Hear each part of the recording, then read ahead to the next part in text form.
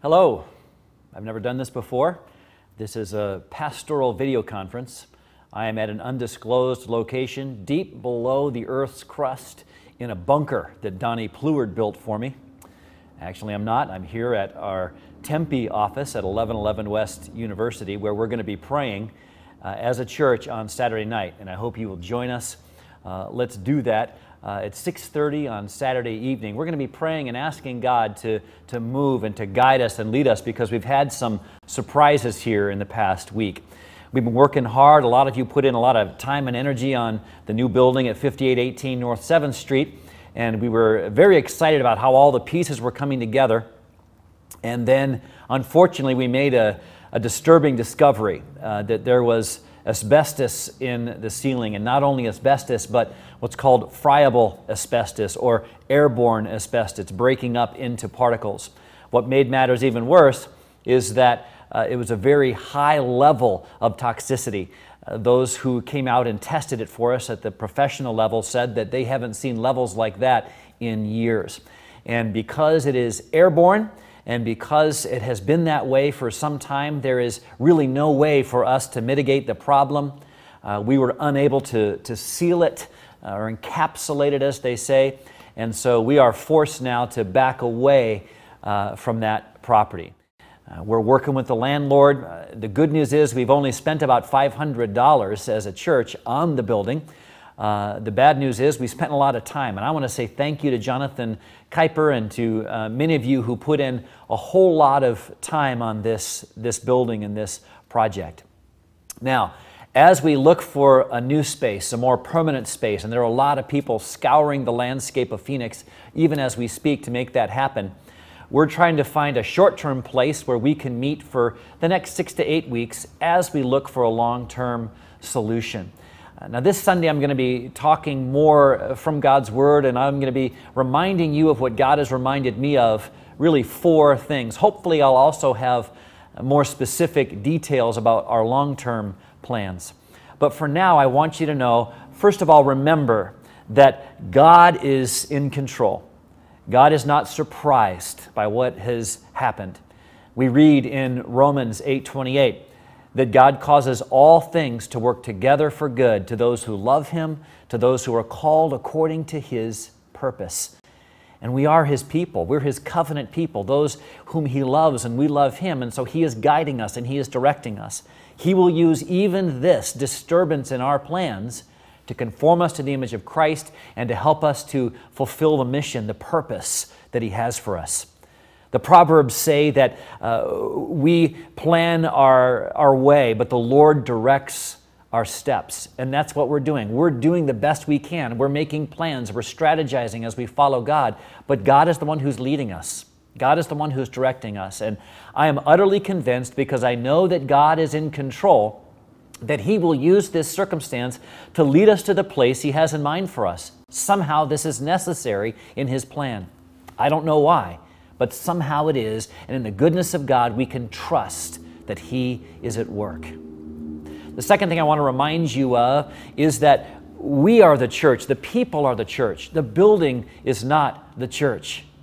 Now, sometimes in America, we get really locked into the idea that our identity is where we're meeting. But all around the world, in the third world especially, in places like China, in many Muslim countries, the churches have to be on the move all the time, because of fear of oppression and fear of persecution. Maybe, just maybe, God is teaching us in a very powerful way that the people, we are the church. We're the community of God. We are His people, and He's calling us to stay available to Him, to stay flexible, and to continue following Him no matter where He leads. The third thing I want to remind you of, and I'll be speaking more specifically about this on Sunday, is that we are in a spiritual battle. A kingdom is raging in the spiritual realm, and we have penetrated the darkness as a church. As you know, Poiema Church is growing. People are coming to Jesus Christ. We're in the process of engaging issues of social injustice, and the darkness is pushing back. I believe that this is somehow a part of that battle. The good news is, even Job, if you'll remember, when the devil wanted to destroy Job, he had to go and get permission from God. Nothing we face, even in the midst of spiritual warfare, hasn't first gone through the loving, sovereign hands of God. And so we know we're absolutely in His will, absolutely in His plan, even as we move forward in the midst of difficulty.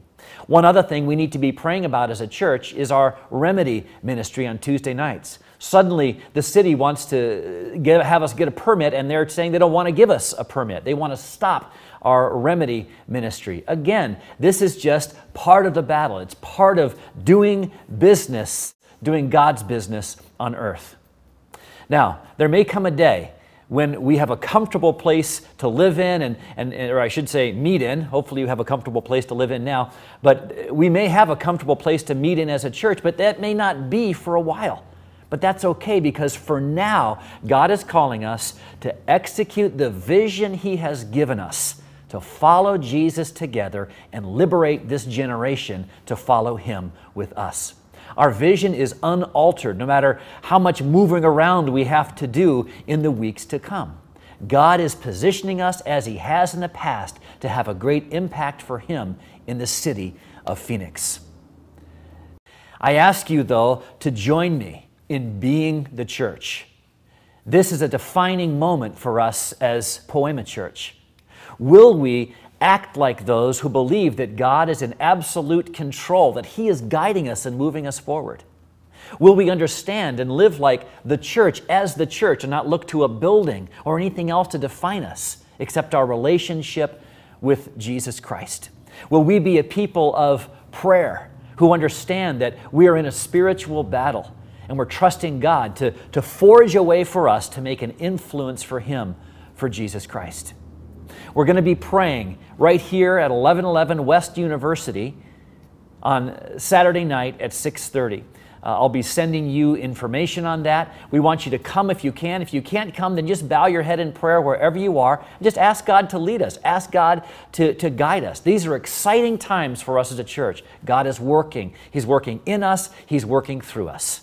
I invite you to be the church together with me. I invite you to grow the church together with me. Now is the perfect time to invite people to wherever we're meeting, because we get to declare we are followers of Jesus. He defines us. His mission defines us. We are His no matter where we meet.